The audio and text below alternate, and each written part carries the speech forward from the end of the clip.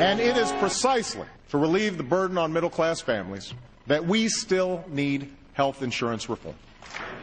I didn't choose to tackle this issue to get some legislative victory under my belt. It's that I didn't take on health care because it was good politics. We are closer than ever to bringing more security to the lives of so many Americans. The approach we've taken would protect every American from the worst practices of the insurance industry. It would give small businesses and uninsured Americans a chance to choose an affordable health care plan in a competitive market. It would require every insurance plan to cover preventive care. Our approach would preserve the right of Americans who have insurance to keep their doctor and their plan. It would reduce costs and premiums for millions of families and businesses. And according to the Congressional Budget Office, the independent organization that both parties have cited as the official scorekeeper for Congress, our approach would bring down the deficit by as much as $1 trillion over the next 2 decades. This is a complex issue, and the longer it was debated, the more skeptical people became.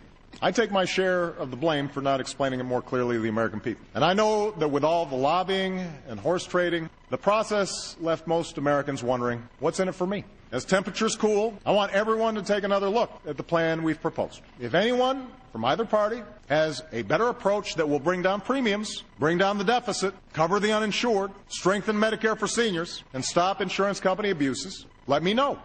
Let me know. Let me know. I'm eager to see it. Don't walk away from reform. Let us find a way to come together and finish the job for the American people. Let's get it done. Let's get it done. Now, even as health care reform would reduce our debt, it's not enough to dig us out of a massive fiscal hole in which we find ourselves. So let me start the discussion of government spending by setting the record straight. At the beginning of the last decade, the year 2000, America had a budget surplus of over $200 billion. By the time I took office, we had a one-year deficit of over $1 trillion and projected deficits of $8 trillion over the next decade. Most of this was the result of not paying for 2 wars, 2 tax cuts, and an expensive prescription drug program. On top of that, the effects of the recession put a $3 trillion hole in our budget. All this was before I walked in the door. Just stating the facts. If we had taken office in ordinary time, I would have liked nothing more than to start bringing down the deficit. But we took office amid a crisis, and our efforts to prevent a second depression have added another $1 trillion to our national debt. That, too, is a fact. I'm absolutely convinced that was the right thing to do. But families across the country are tightening their belts. The federal government should do the same. So tonight, I'm proposing specific steps to pay for the $1 trillion that it took to rescue the economy last year. Starting in 2011, we are prepared to freeze government spending for 3 years. Spending related to our national security, Medicare, Medicaid, and Social Security will not be affected. But all other discretionary government programs will. Like any cash-strapped family, we will work within a budget to invest in what we need and sacrifice what we don't. And if I have to enforce this discipline by veto, I will. We will continue to go through the budget, line by line, page by page, to eliminate programs that we can't afford and don't work. We've already identified $20 billion in savings for next year. To help working families, we'll extend our middle-class tax cuts. But at a time of record deficit, we will not continue tax cuts for oil companies, for investment fund managers, and for those making over $250,000 a year. Even after paying for what we spent on my watch, we'll still face the massive deficit we had when I took office. More importantly, the cost of Medicare, Medicaid, and Social Security will continue to skyrocket. That's why I've called for a bipartisan fiscal commission. This can't be one of those Washington gimmicks that lets us pretend we solve a problem. The commission will have to provide a specific set of solutions by a certain deadline. Yesterday, the Senate blocked a bill that would have created this commission. So I'll issue an executive order that will allow us to go forward, because I refuse to pass this problem on to another generation of Americans. When the vote comes tomorrow, the Senate should restore the pay-as-you-go law that was a big reason for why we had record surpluses in the 1990s. I know that some in my own party will argue that we can't address the deficit or freeze government spending when so many are still hurting. And I agree, which is why this freeze won't take effect until next year, when the economy is stronger. That's how budgeting works.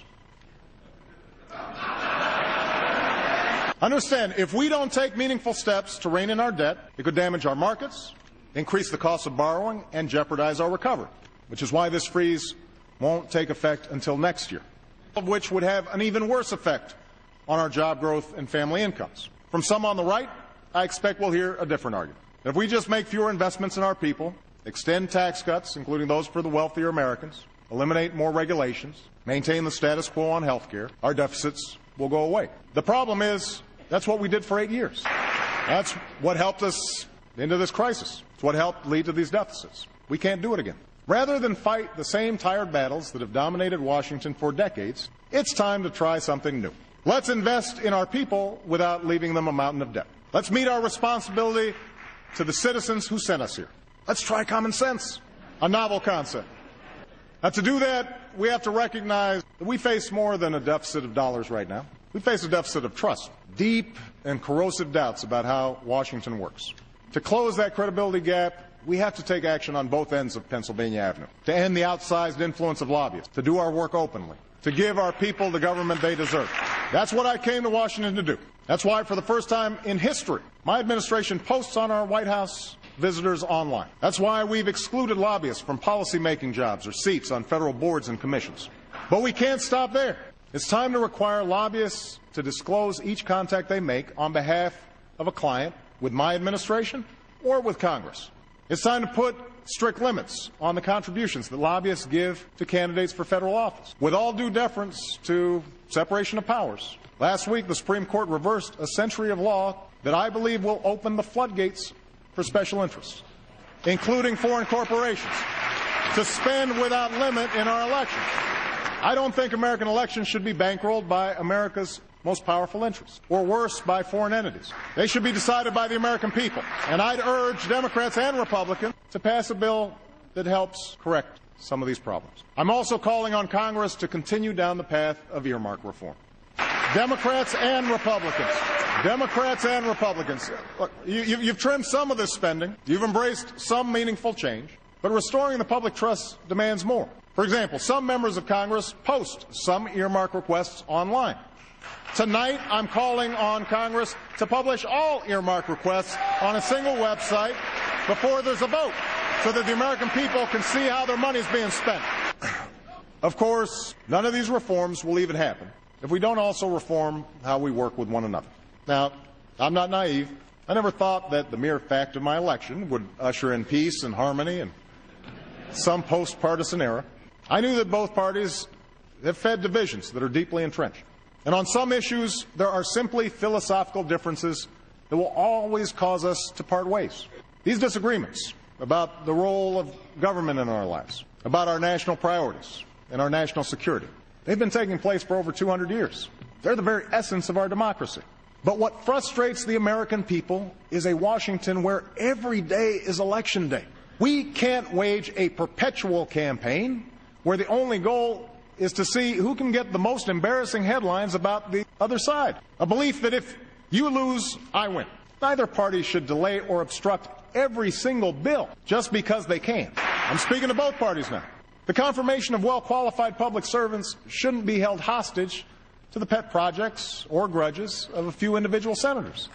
Washington may think that saying anything about the other side, no matter how false, no matter how malicious, is just part of the game. But it's precisely such politics that has stopped either party from helping the American people.